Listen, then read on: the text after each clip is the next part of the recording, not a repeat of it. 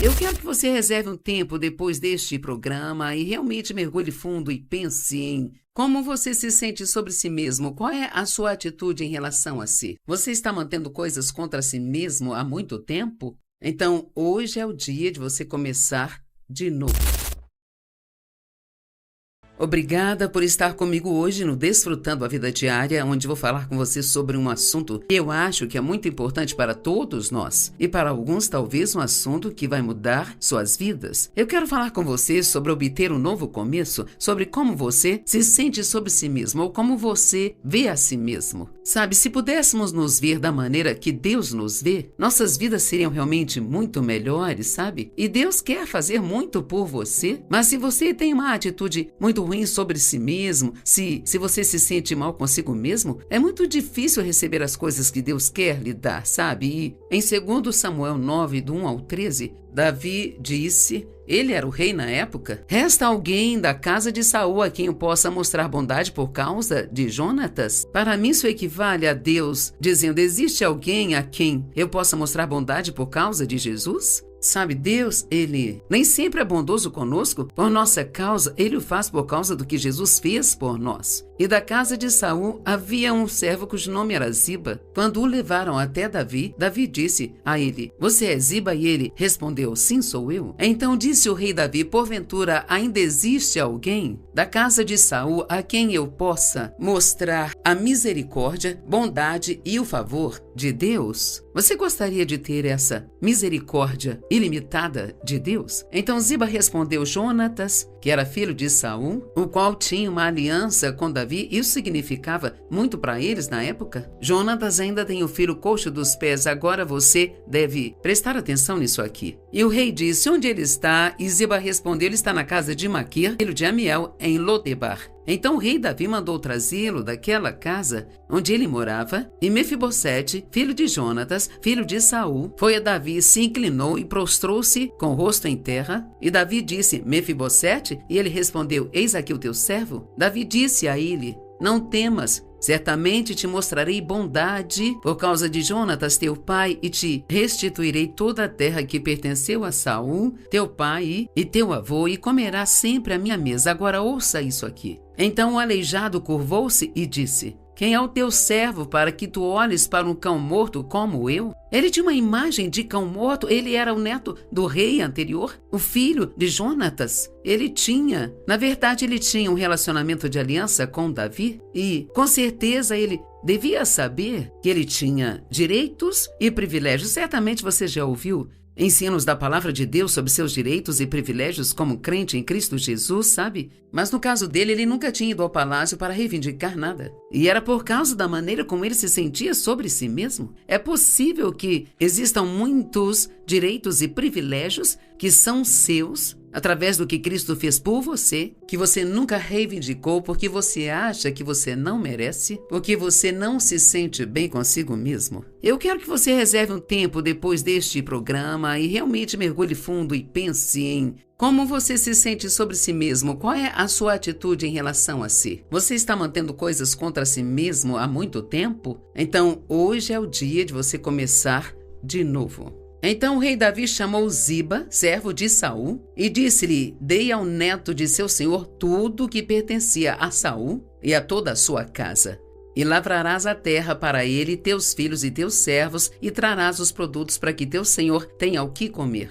E Mefibosete, filho e neto de seu senhor, comerá sempre à minha mesa. Ora, Ziba tinha 15 filhos e 20 servos, e então Ziba disse ao rei, teu servo fará conforme tudo que o rei meu senhor ordenar. Então Mefibosete comeu à mesa do rei Davi como um dos filhos do rei. É isso que Deus quer para você. Ele quer que você coma a mesa dele, por assim dizer, participando de todos os privilégios pelos quais Jesus morreu para que você tenha. Eu sinto hoje que muitos de vocês estão sobrevivendo sem muitas coisas que Deus amaria dar a você, mas você nem ousa pedir por causa da maneira como se sente sobre si mesmo. Sabe, nós sempre sentimos que não merecemos que Deus faça nada por nós, e é isso mesmo, não merecemos, mas Jesus, Ele mereceu em nosso lugar. E quando nós vamos ao Pai em nome de Jesus, nós não estamos apresentando a Ele tudo o que somos, estamos apresentando a Ele tudo o que Jesus é. Agora ouça isso.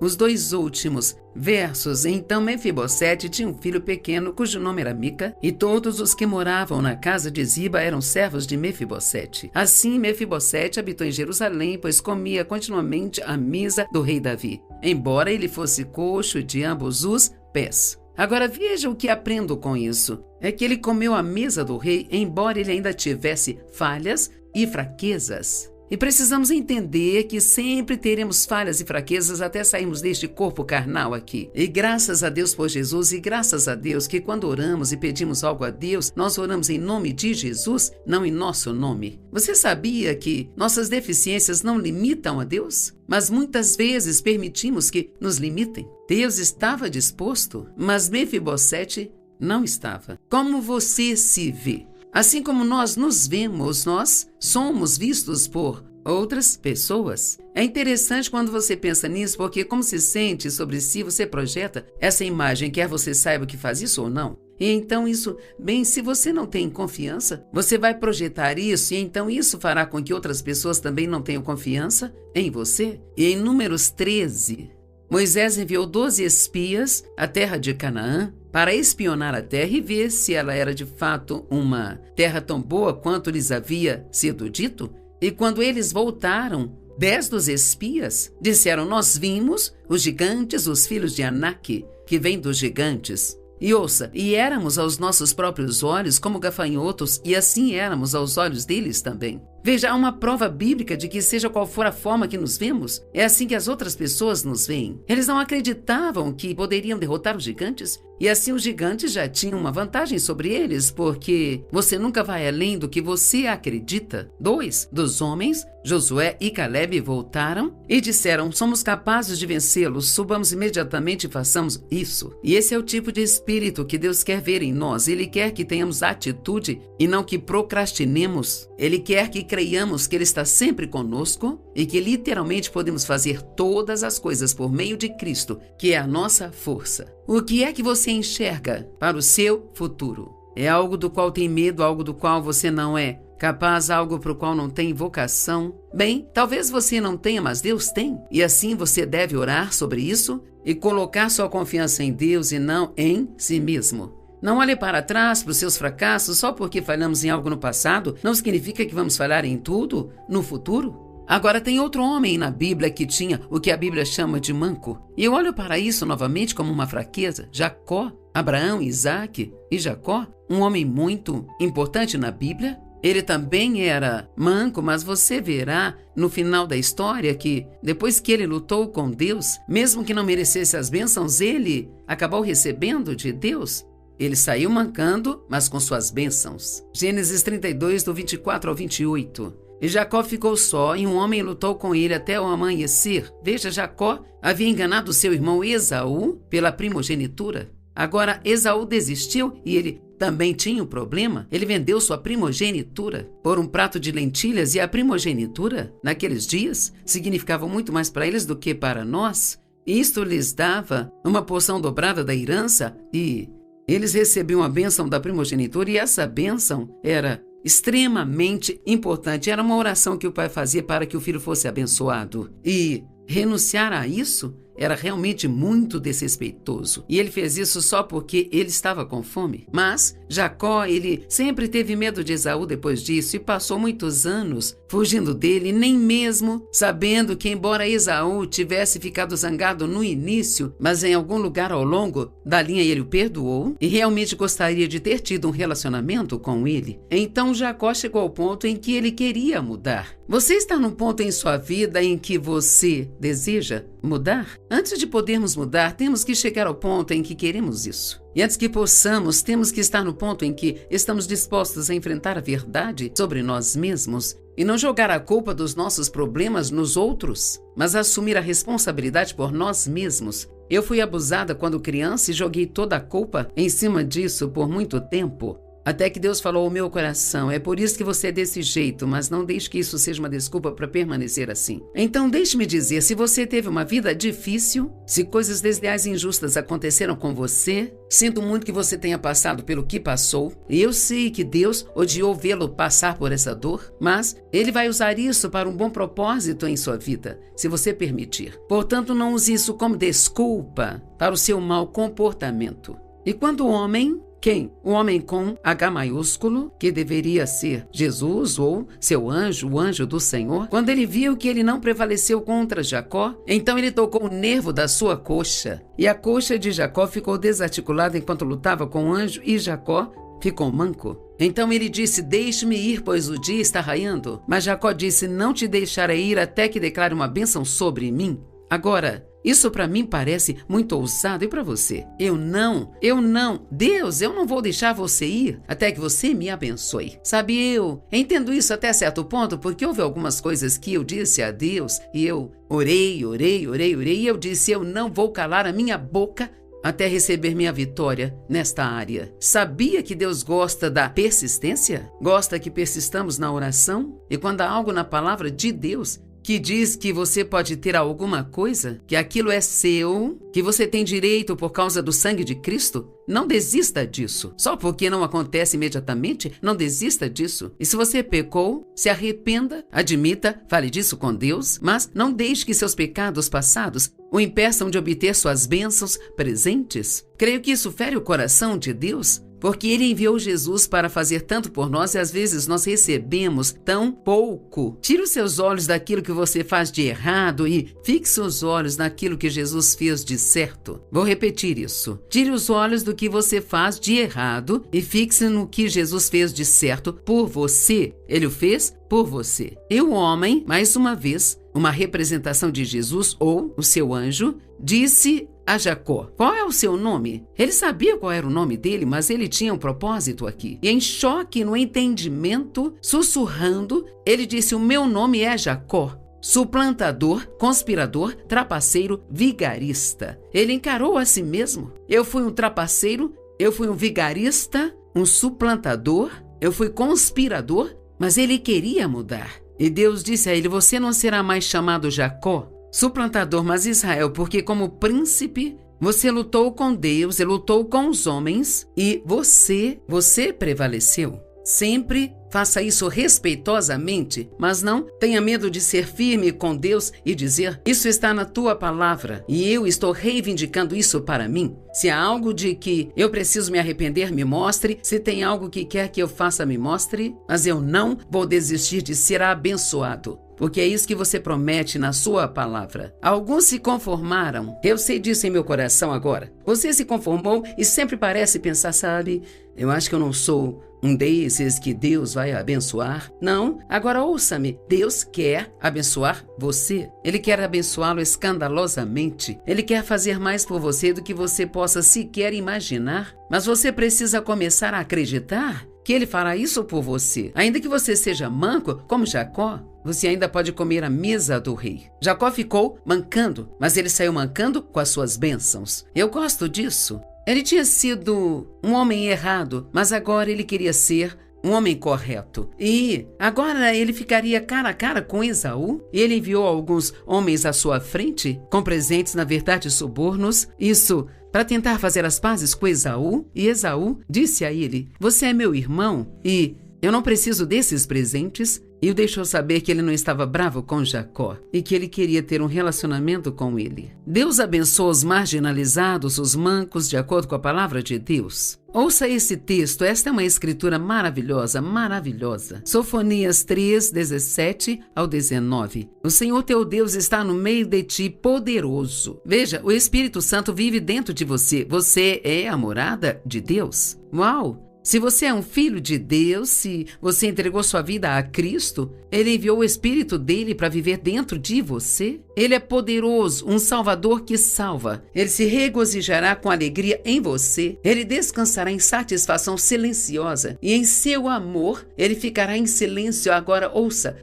e não fará menção de pecados passados, nem mesmo se lembrará deles. Ele se exaltará sobre você com cânticos. Uau! Sabe, você já teve uma discussão com alguém e talvez esteja tentando resolver e te disseram, eu vou perdoá-lo, mas não se esqueça que você fez isso e aquilo e mais aquilo outro. Isso faz você sentir que eles estão te perdoando, mas que realmente não querem te perdoar. Bem, eu amo isso. Ele diz assim, Deus se regozija conosco com alegria e Ele nem sequer menciona ou lembra dos nossos pecados passados, sabe? Porque a Bíblia diz que quando nos arrependemos, quando admitimos nossos pecados e arrependemos deles, estamos prontos para dar meia volta indo na outra direção, como fez Jacó. Ele estava cansado daquela vida e estava pronto para se encontrar com Deus e fazer tudo do jeito dele. Você está pronto para encontrar com Deus e fazer tudo do jeito dele? Quando ele fez isso, e ele recebeu perdão por aqueles pecados e, deixe-me dizer a propósito, algumas pessoas pedem perdão, mas elas nunca o recebem.